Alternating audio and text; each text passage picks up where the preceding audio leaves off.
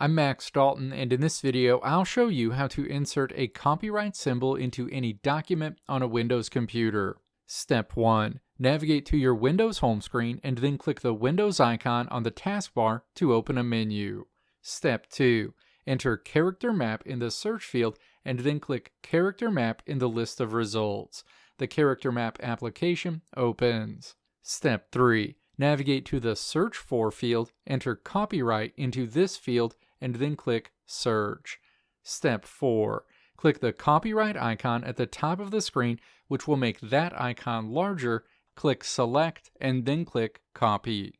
You can now navigate to the document or location where you want to insert the copyright symbol and then paste the icon into that document. Let me know if this video helped you out in the comments below. If you liked what you saw here, click the video links on the right side of the screen to check out another video. Or click the logo on the left side of the screen to check out my tutorial website at www.maxdalton.how.